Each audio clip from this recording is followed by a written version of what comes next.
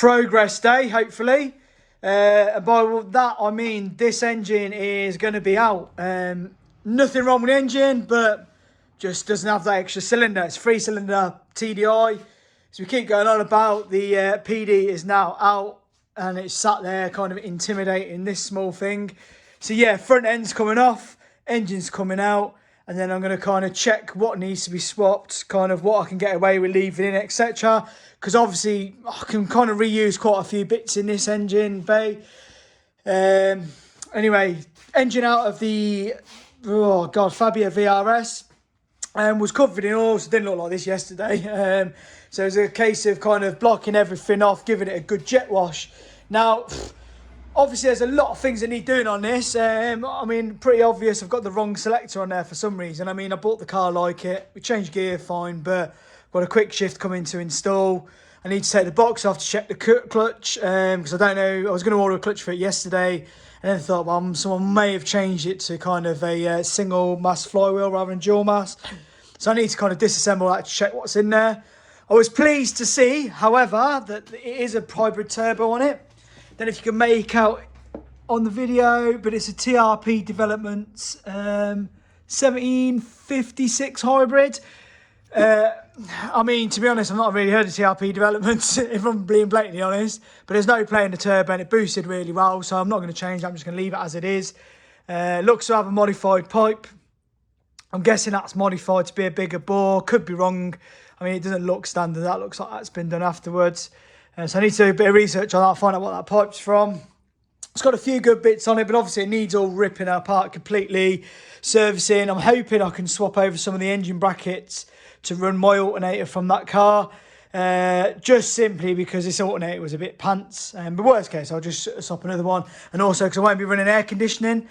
But with the Fabia, it may be different on some of the Golfs and stuff, but the Fabia on mine had an electronic power steering pump, whereas the Arosa's got a kind of belt-powered power steering pump, or engine-powered, rather than electronic. So ideally, from what I'm led to believe, the casting is pretty much the same on the engines, bar the extra cylinder on this engine. I may be wrong, but if I'm right, hopefully I'm hoping I can take off this complete bracket, remove that, and hopefully bolt on the Arosa stuff. Now, you may be looking, you may have more information than me at this point when I'm doing a video, so you may know that's not going to happen. However, I'm going to find that out in the next couple of days myself. I'm kind of hoping it does though, but it's not the end of the world. I'll just try and source a new power steering pump and obviously a new alternator, or refurbished, one or the other. So yeah, that's it. Plan today is, as I say, to get this engine out. Get this engine out, stick it on a dolly, chuck it outside with a tarp over it for a spare engine, because it's a good runner. And yeah, kind of that's it really. Happy update time. Engine's out. Came out surprisingly easy, to be fair. Probably easier than the Fabia, to be completely honest. I mean, that wasn't too bad to get out, but the Arosa's just, for some reason, been so much quicker. So, engines side by side. This is the ASZ out of the Fabia, which is a PD130 6-speed box. This one is, I can't remember the horsepower. I think it's 75 horsepower, 85 horsepower, but it's a 3-cylinder version. You can see already they're kind of a similar setup, similar kind of engine. Again, a lot of parts are interchangeable between the two. I know a lot of people will put the turbo from 130 on this, and they'll just cut off one of the kind of bits of the manifold weld up and stick it on.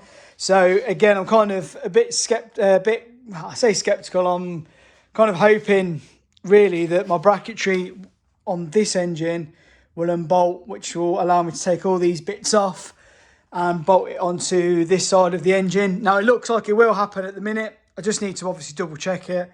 But if I can do that, it's a bonus, because then I can use the original power steering pump out of the Arosa, Lupo, whatever you're using. I can use the alternator, which is a reconditioned one, whereas this one's a bit pants. And I'll have a perfect belt setup. Should hopefully all be lined up, etc. So that's kind of the plan with that. At the minute, I need to stop because I've got a kitchen to do. So it's a case I'm going to leave it a week Then I'm going to come back and I'm going to obviously start stripping down, working out what I can use with what. I'll update people on it, because if you're using a PD 3-cylinder diesel as your donor, then I think it's going to be a lot easier to do this conversion. There will need to be some sort of modifications. I'm waiting for some brackets, some replacement brackets, because I've gone down a fabia route. I've bought I bought the Golf style engine mounts, because I just thought for the fabrication side, as in the Goldens section to the chassis rail, it'd be a lot easier to fabricate. However, the other side sits slightly different, so I need possibly, I mean, I might not, I'll update everyone, but I may need new brackets, which is this one here and the one on the gearbox. We'll come to that at some point and have a look at it. Hopefully I can just change it for the Golf stuff and we're in. I'll need to adapt the chassis slightly, I think, because of the 6-speed box. Now, I have seen the conversion mounts that are sold, and the chap that sells them says you don't need to mess around with the chassis rails with his mounts, which is good. However, I kind of don't want my engine dangling that low, personally, because they're an alloy sump. Now, I know you can get the conversion sump, which is a 2-litre Beetle one, or you pay the premium and just order a dark side one, which is exactly the same, which is metal, but it only lifts it about 10 or 11 mil. And if the engine's dangling enough to be able to clear the chassis rail, it's going to be too low. So I may have to do a little notch on the chassis rail. Now, I do a lot of hot rod builds and stuff, so I trust my welding. And obviously I'm doing a lot of fabrication and stuff, so I'm kind of happy with modifying what I need to modify to get it in, which will be kind of this section here will need a slight modification. And obviously I need to weld in a point on this side. So yeah, a lot of people do chassis notches for kind of drive shafts. And again, if the welding's good enough, then crack on. If it's not, you may want to go down the route of the conversion mounts. Conversion mounts are easier because obviously it's just a case of bolting your engine in now. I could just chuck the mount straight on that engine and have it in within like the next kind of hour. But to be honest with you, I want to get it kind of in tucked. And personally, I kind of prefer it to take a bit more time and get better quality mounts in, get a better kind of quality finish. So that's kind of the route I'm going. I'll show you kind of how I'm doing it. I'm bound to come across some sort of problem doing it, which again, I'll log.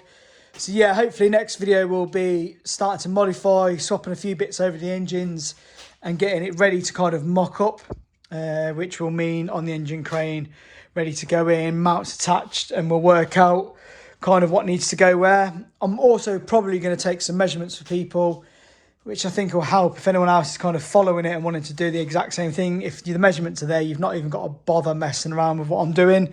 You can just literally, hopefully, use my measurements on your chassis and just crack on with what you need to do. So yeah, next update will be probably a bit better than just kind of saying, oh, I've done this, I've done that.